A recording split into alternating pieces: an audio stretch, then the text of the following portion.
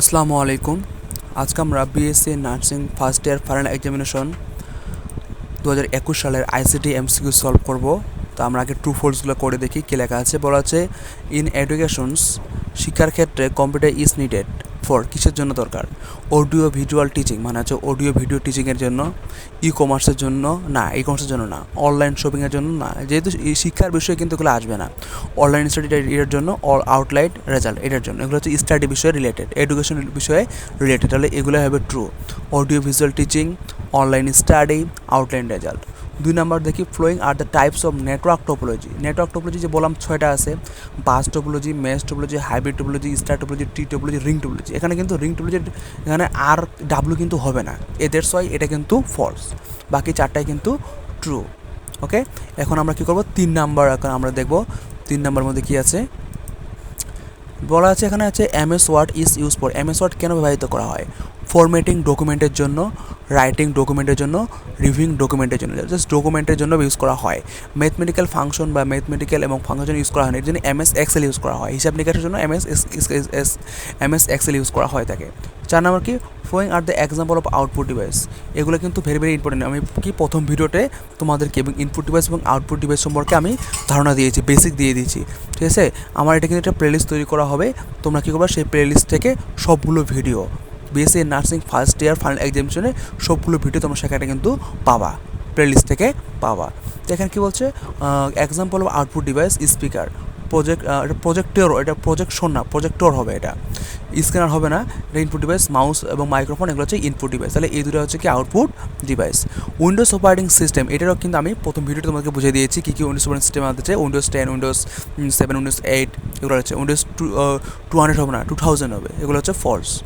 ওকে, আর এটা হচ্ছে এটা হচ্ছে কিন্তু মানে হচ্ছে আমি এটা পাইনি আর কি, ঠিক আছে। ওই কোশ্চিনে সেরকম করে একে মুছে গেছিলো।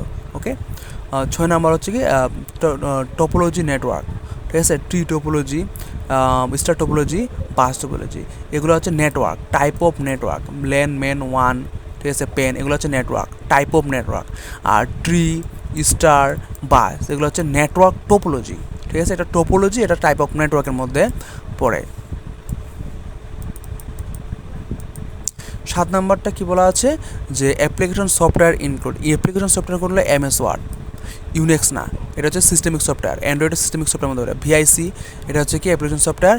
অ্যাডোব, ফটোশপ এগুলো হচ্ছে অ্যাপ্লিকেশন সফটওয়্যারের মধ্যে পড়ে। তাহলে এই 3টে MS word, VIC, Adobe, Photoshop হচ্ছে অ্যাপ্লিকেশন সফটওয়্যারের মধ্যে পড়ে। আর এইটা অ্যান্ড্রয়েড আর ইউনিক্স হচ্ছে সিস্টেমিক সফটওয়্যারের মধ্যে পড়ে। 8 নাম্বারকে নাম্বার হচ্ছে 438, এটা হচ্ছে কোন মানে হচ্ছে আমাদের যে নাম্বার 4টা রয়েছে, বাইনারি, অক্টাল, ডেসিমাল, হেক্সাডেসিমাল, এর মধ্যে কোনটার মধ্যে পড়ে? এটা হচ্ছে যে বাইনারি হচ্ছে 0, 1, অক্টাল হচ্ছে 0 থেকে 7 পর্যন্ত, আর ডেসিমাল হচ্ছে কি 0 থেকে 9 পর্যন্ত, ঠিক আছে। হেক্সাডেসিমাল হচ্ছে কি 0 থেকে 9 আর হচ্ছে A থেকে F পর্যন্ত। তাহলে এই এই লেটারগুলো সচরাচর কি ডেসিমাল এবং হেক্সাডেসিমাল মধ্যে পড়ে, কারণ অক্টাল হচ্ছে 7 পর্যন্ত সীমাবদ্ধ, আর বাইনারি হচ্ছে 0 থেকে 1 পর্যন্ত সীমাবদ্ধ। তাহলে এই যে 438 এটার মধ্যে পড়ে হচ্ছে ডেসিমাল এবং হেক্সাডেসিমাল, এটা হেক্সাডেসিমাল হবে।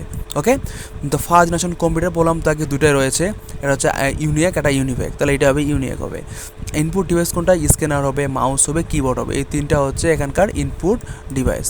আর প্রিন্টার আর হচ্ছে স্পিকার হচ্ছে আউটপুট ডিভাইসের মধ্যে পড়ে। 11 নম্বর, এটা হচ্ছে best question answer. What are the permanent secondary memory? এটা হচ্ছে HDD, hard disk drive. Which one is the web browser? কোনটা ওয়েব ব্রাউজার? Mozilla Firefox. আমরা কিন্তু প্রথম ভিডিওতে এগুলো বিস্তারিত আলোচনা দিয়ে দিয়েছি, তোমরা একটু দেখে নিও। এবং 13 নম্বর হচ্ছে প্রেজেন্টেশন প্রোগ্রাম।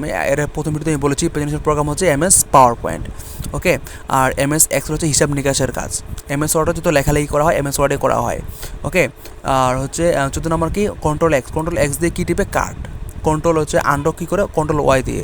কপি করে কন্ট্রোল হচ্ছে C দিয়ে। পেস্ট করে কন্ট্রোল হচ্ছে V দিয়ে।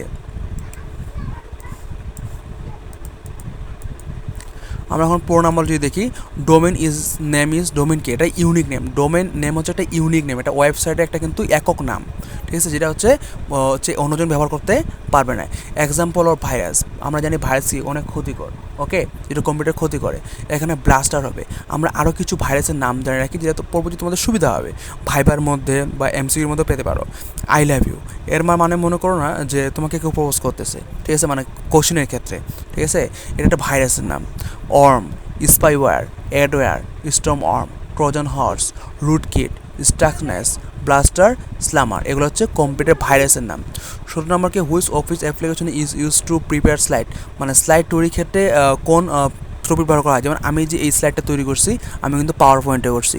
তাহলে কি, এই যে আমরা যে কোনো প্রেজেন্টেশন তৈরি করতে আমরা এমএস পাওয়ার পয়েন্ট ইউজ করে থাকি।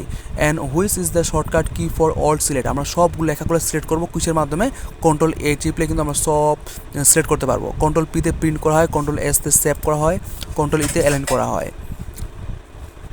অ্যালাইন করা হয়।